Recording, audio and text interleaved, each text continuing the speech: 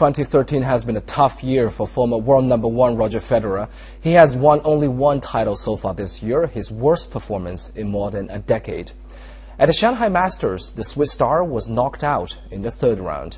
He talked with us during his stay in the city and said his tennis career remains on track.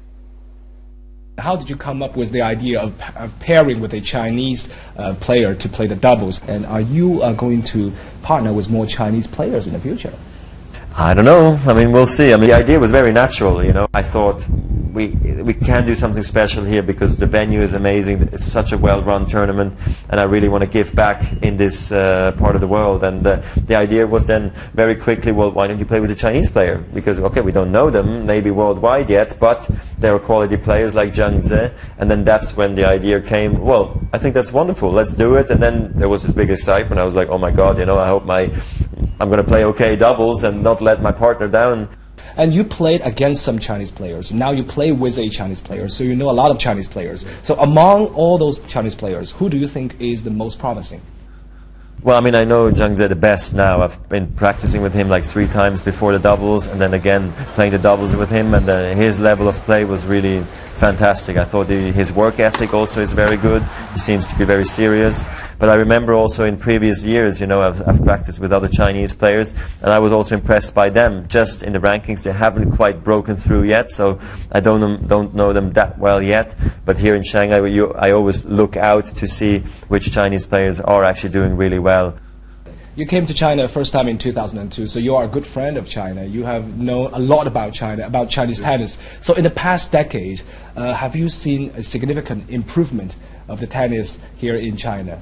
Absolutely. I mean, I came here the first time in 2002, so that's, what, 11, 12 years ago now almost. So it's been a long time for me coming here and seeing the change, particularly here in Shanghai. I saw the rise of the Xisong Stadium. I've seen the rise of the women's tennis players who appeared and, you know, won Grand Slams in singles, in doubles, winning medals at the Olympics.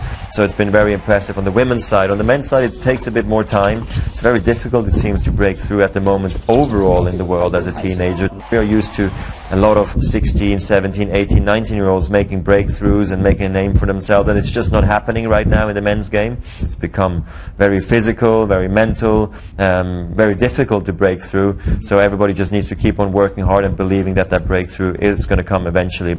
We got to say, ever since 2002, you became very dominant in men's tennis world. In the past decade, you have won the ATP World Tour Finals 6 times. That's a remarkable achievement. How do you do that?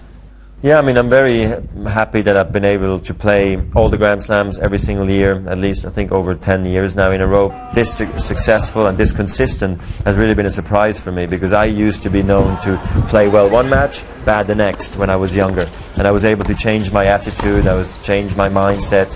I became much stronger mentally and physically, and I think the hard work really started to pay off. So there's no real secrets out there, but then just really believe, hard work, and have the right team around you. You have already won 17 Grand Slam titles, and this year Rafael Nadal is really at his best form. So judging from the current situation, do you think that he will become the next you? He will overcome you in a number of Grand Slam titles? Oh, yeah, I mean, yeah, absolutely, it's possible. I mean, he's put himself into that position, I think, where I think that since a long time, that he is definitely that good of a player that he can reach the number of Grand Slams I have achieved.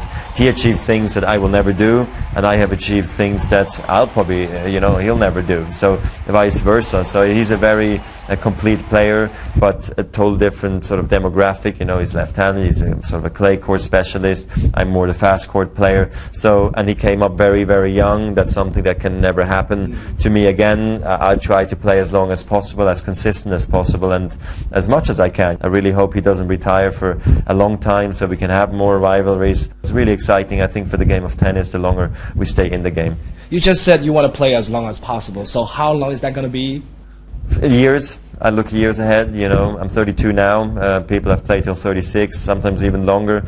My goal is to still, enjoy it. The mind or body will tell me when it's the end. But as of now, right now, I love it. I love going to practice. I love to travel. And I love the matches. I love playing in front of the fans. There's many things to really enjoy about my life. I have my family traveling with me. That's something new to me the last 4 or 5 years now. And that's also very exciting for me personally. What about your family? Have you ever found any tennis talents in your twin daughters? Not yet. Not very talented, no.